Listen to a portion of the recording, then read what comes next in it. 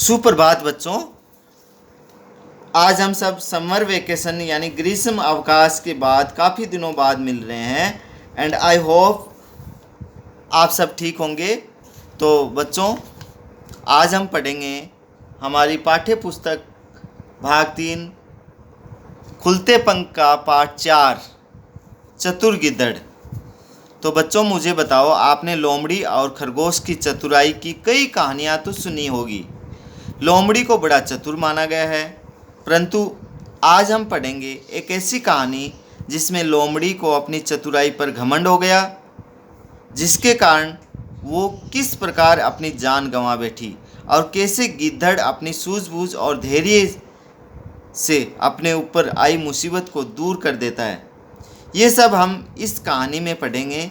इस कहानी का नाम है चतुर गिद्धड़।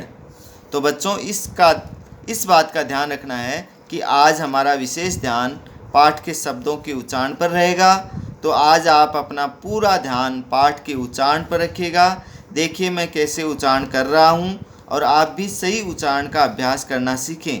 तो चलिए कहानी को पढ़ते हैं। बड़े जोर की बारिश हो रही थी। एक गिद्धड़ गिद्धड़ी जंगल में अपने नन्हे बच्चों के साथ भटक रहे थे। उन्हें एक गुफा दिखाई दी। वे उसी में घुस गए। वह गुफा एक शेर की थी। गुफा में जगह जगह मांस के टुकड़े पड़े थे। गिद्धड़ी डर गई। वह बोली, यह तो शेर की गुफा है। वह किसी भी समय यहाँ आ जाएगा और हमें मार डालेगा। गिद्धड़ बोला, तू डर मत, जब शेर आएगा तो मैं उससे निपट लूँगा। बस मैं जैसा कहूँ तू वैसा करती जाना। गिद्धड़ ने गिद्धड़ी को अपनी योजना बता दी। थोड़ी देर बाद गुफा के बाहर कुछ आहट हुई। आहट यानी आवाज़ हुई। गिद्धड़ी ने झांक कर देखा, शेर आ रहा था। गिद्धड़ तैयार था। उसने भारी भरकम ऊंची आवाज़ में पुकारा, जंजीरा। गुफा के दरवाजे के पास से गिद्धड़ी ने जवाब दिया, जी 30 मार खां। शेर ने सुना तो रुक गया। वह सोचने लगा, 30 मार खां, ये 30 मार खां कौन है? ज़रूर कोई भयानक शक्तिशाली जीव होगा, तभी तो मेरी गुफा में घुसने की उसकी हिम्मत हुई। शेर उल्टे पांव लौट गया। तो बच्चों, यहाँ पर उल्टे पांव का अर्थ है वापस लौट जाना। उसने यह बात जाकर अपने साथियों को बताई। वे सब उस पर हंसने लगे। एक साथी बोला, भाई तुम तो बड़े डरपोक निकले, अपने को जंगल का राजा कहते हो। चलो हम तुम्हारे साथ चलते हैं, देखते हैं कौन बड़ा 30 मार खां है। शेर बोला, मैं बता रहा हूँ कि वहाँ जाना खतरनाक हो सकता है, लेकिन तुम लोग कहते हो तो चलता हूँ। वे एक साथ गुफा की तरफ चल दिए। 30 मार खां से मुकाबला करने के लिए उन्होंने सोचा कि क्यों न हम एक दूसरे की पीठ पर चढ़ जाएं, इससे हम भी भयानक और शक्तिशाली लगेंगे। वे एक दूसरे की पीठ पर चढ़ गए। गिद्धड़ ने उन्हें आते देखा तो रोबीली आवाज़ में बोला, अरे जंजीरा, ये बच्चे क्यों रो रहे हैं? गिद्धड़ी बोली, बच्चे भूखे हैं, ये शेर का मांस मांग रहे हैं। गिद्धड़ ने कहा, सुबह ही तो मैं एक शेर मार कर लाया था। गिद्धड़ी बोली, 30 मार खां जी, बच्चों को शेर का ताज़ा मांस चाहिए। मुझे शेर की गंध आ रही है, यानी बू आ रही है। आप बाहर जाकर जल्दी से शेर मार कर लाइए। मैं अभी जाता हूँ, गिद्धड़ बोला। सबसे नीचे खड़े शेर ने गिद्धड़ गिद्धड़ी की बात सुनी तो उसके पसीने छूट गए। तो बच्चों, यहाँ पर ये पसीने छूट गए, ये एक मुहावरा है जिसका अर्थ है घबरा जाना। वह जो धूम दबाकर भागा तो उसके ऊपर खड़े शेर भी धड़ाम धड़ाम करते नीचे आ गिरे। तो बच्चों, यहाँ एक शब्द आया है धूम दबाकर भागा। यह भी एक मुहावरा है जिसका अर्थ है डर कर भागना। वे भी गिरते पड़ते जान बचाकर भागे। रास्ते में एक लोमड़ी ने उन्हें भागते देखा तो पूछा, क्या बात है, आप लोग इस तरह घबराकर क्यों भाग रहे हैं?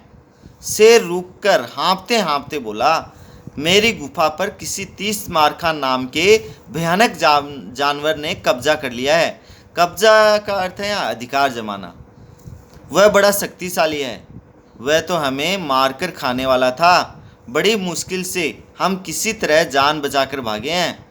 भयानक जानवर, 30 मार्खा। अरे आपसे शक्तिशाली और कौन हो सकता है?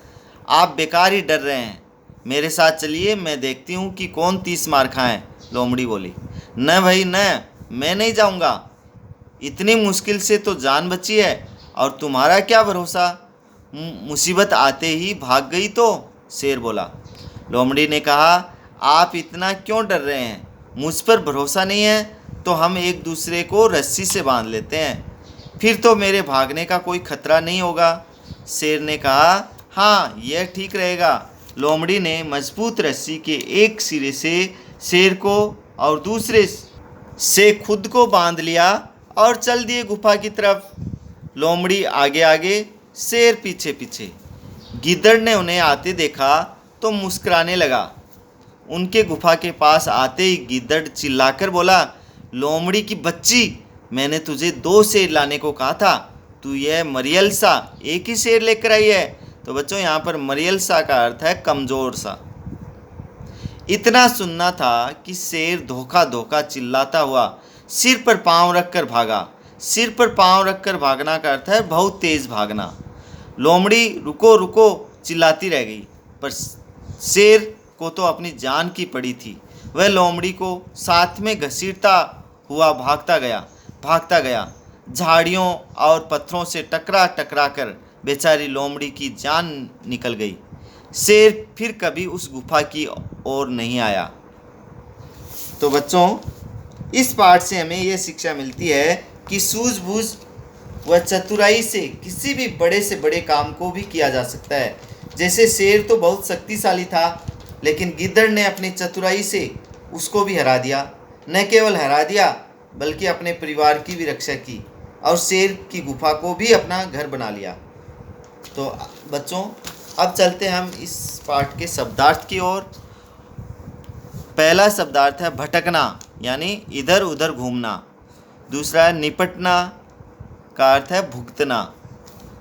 योजना का अर्थ है कुछ करने की सोच या व्यवस्था। आहट, चलने की आवाज़। भयानक यानी डरावना। शक्तिशाली यानी ताकतवर। जीव यानी प्राणी। रोबीली यानी रोब से भरी। गंध यानी बू। पसीने छूटना यानी घबरा जाना। दुम दबाकर भागना यानी डर कर भागना। कब्जा यानी अधिकार। सिरा यानी किनारा। मरियल सा, कमज़ोर, मरे जैसा। सिर पर पाँव रखकर भागना, बहुत तेज़ भागना। तो बच्चों, अब चलते हैं इस पाठ के प्रश्न उत्तर की ओर। पहला प्रश्न है, गिदड़ी ने ये क्यों कहा कि ये तो शेर की गुफा है? तो बच्चों, हमने पाठ में पढ़ाई है कि जब गिदड़ और गिदड़ी उस गुफा में घुसे तो गिदड़ी ने सबसे पहले देखा कि जो गुफा थी उसमें जगह जगह मांस के टुकड़े पड़े थे। तो उसने सोचा कि ये ज़रूर शेर की गुफा होगी। तो इसका उत्तर होगा, गुफा में जगह जगह मांस के टुकड़े पड़े थे, उसे देखकर गिदड़ी ने कहा कि ये तो शेर की गुफा है। दूसरा है, गिद्दड़ ने गिदड़ी को क्या योजना बताई होगी?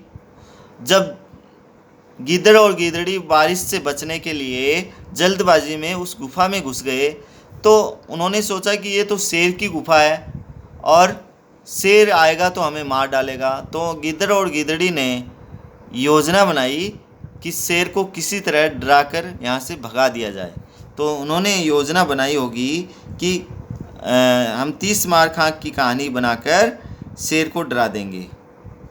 तीसरा है जी 30 मारखा, सुनते ही शेर उल्टे पांव क्यों लौट गया? जब शेर ने ऐसा कहा कि जंजीरा ये बच्चे क्यों रो रहे हैं, तो जो गिदड़ी थी उसने कहा जी 30 मारखा। ये तो सुनते ही शेर उल्टे पांव वापस लौट गया। क्यों? क्योंकि शेर को लगा कि किसी भयानक जानवर ने उसकी गुफा पर कब्जा कर लिया है जो 30 मारखा नाम से है, और वह उल्टे पांव लौट गया। शेर यानी 30 मारखा नाम से डरकर उल्टे पांव लौट गया। शेर ने स्वयं को लोमड़ी के साथ क्यों बांधा? शेर को लोमड़ी पर भरोसा नहीं था। उसने कहा भी था, शेर ने कहा भी था कि तुम्हारा क्या भरोसा, तुम मुसीबत आने पर तुम साथ छोड़कर भाग जाओगी। तो शेर को विश्वास नहीं था लोमड़ी पर, इसलिए एक दूसरे को रस्सी से बांधा। गिद्दड़ की बात सुनकर शेर क्यों भागा? जब शेर ने गिद्धड़ी को कहा जब गिद्दड़ ने गिद्धड़ी को कहा कि सुबह ही तो एक शेर मार कर लाया था, तब यह बात सुनकर उसने सोचा कि ये तो ज़रूर कोई मुझसे भी शक्तिशाली जानवर है जो शेर को भी मार सकता है। और गिद्धड़ की बात यह शेर को लगा कि लोमड़ी उसे गिद्धड़ की बात सुनकर शेर क्यों भागा? गिद्धड़ की बात सुनकर शेर को लगा कि लोमड़ी उसे धोखे से लाई है, इसलिए वह भागा। जब शेर ने कहा कि लोमड़ी की बच्ची, मैंने तो 2 शेर लाने को कहा था और तुम तो एक मरियल सा शेर लाई हो, तो ये शेर ने सोचा कि ये लोमड़ी भी गिद्धड़ से उस 30 मार्का से मिली हुई है और मुझसे धोखा कर रही है। तो शेर ये बात सुनकर भागा। अब है बच्चों, किससे कहा, सही उत्तर के सामने सही का निशान लगाना है। पहला है, ये तो शेर की गुफा है। इसमें 3 ऑप्शन दिए गए हैं, 3, तो हमें जो करेक्ट होगा उस पर सही का निशान लगाना होगा। तो पहला ही देखो, यह तो शेर की गुफा है, किसने कहा? गिद्धड़ी ने गिद्धड़ से कहा था। दूसरा, मैं बता रहा हूँ कि वहाँ जाना खतरनाक हो सकता है, ये किसने कहा और किससे कहा? तो ये शेर ने अपने साथियों से कहा था। मैं देखती हूँ कि कौन 30 मार्का है, तो ये किसने कहा? ये कहा था लोमड़ी ने और शेर से कहा था। तो आगे की अभ्यास कार्य है, प्रश्नों के उत्तर कॉपी पर लिखो।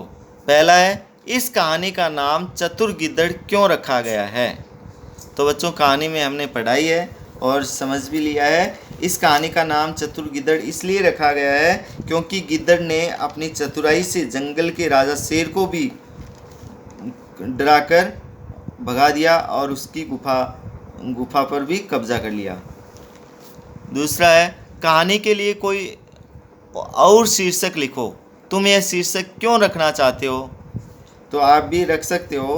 कहानी का एक और शीर्षक हम रख सकते हैं कि डरपोक शेर के नाम हो सकता है, क्योंकि शेर जंगल का राजा होते हुए भी गिद्धड़ से डर गया और वहाँ से धूम दबाकर भाग गया।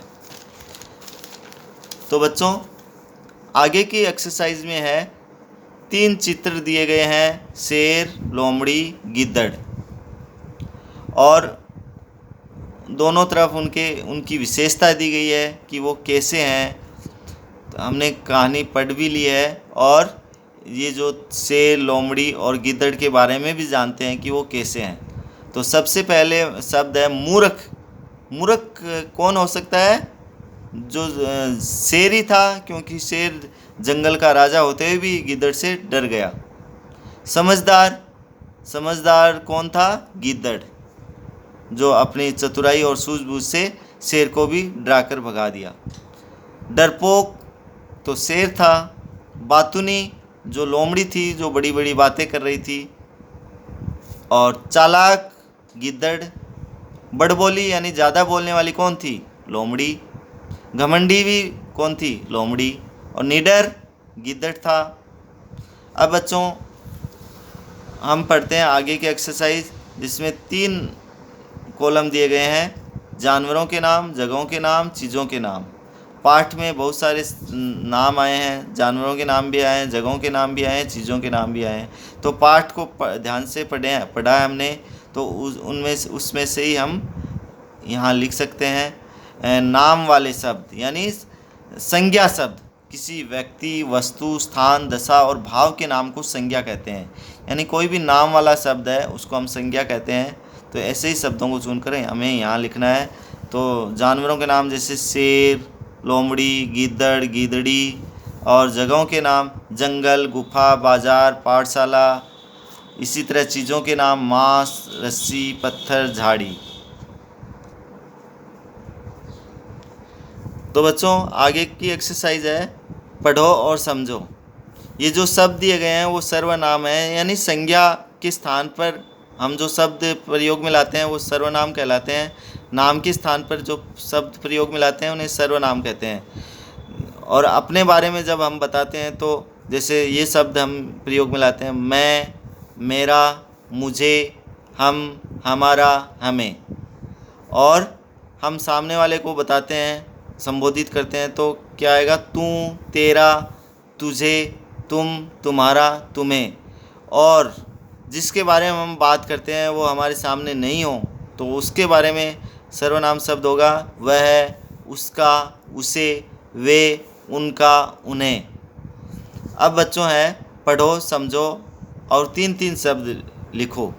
रे के 2 रूप लिखे हैं इसमें। रे में हम ऊ की मात्रा लगाएंगे तो रू बनेगा, और रे में ऊ की मात्रा लगाएंगे तो रू बनेगा। तो रू और रू की मात्रा लगा के हमें 3-3 शब्द बनाने हैं। तो ये जो रू है, कुछ बच्चे यहाँ बहुत सारी गलतियाँ करते हैं। यहाँ भी गोलाई में कर देते हैं। दोनों रू को अलग अलग डिफरेंस है। तो बच्चों इस रू को लिखते समय आपको ऐसे ही लिखना है, गोलाई में नहीं जाना है आपको। तो इसके हो गया गुरु, रुपया, पुरुष। और रै में बड़ी ऊ की मात्रा लगाएंगे तो रू बनेगा। और रूठना, रूप, अमरूद, रूबरू। समान अर्थ वाले शब्दों को रेखा खींचकर मिलाओ। समान अर्थ वाले यानी कि उनके अर्थ से ही हमें मिलान करना है। जैसे हिम्मत का अर्थ होगा साहस, शक्तिशाली का अर्थ होगा ताकतवर, भरोसा का विश्वास, कठिन मुश्किल का कठिन, जान का प्राण, जवाब का उत्तर, भयानक का डरावना। अब अपने शब्दों में लिखना है कि शेर उल्टे पांव लौट गया। तो उल्टे पांव को जो रेखांकित शब्द है उसको उसका अर्थ बताना हमें। शेर उल्टे पांव लौट गया, शेर वापिस लौट गया।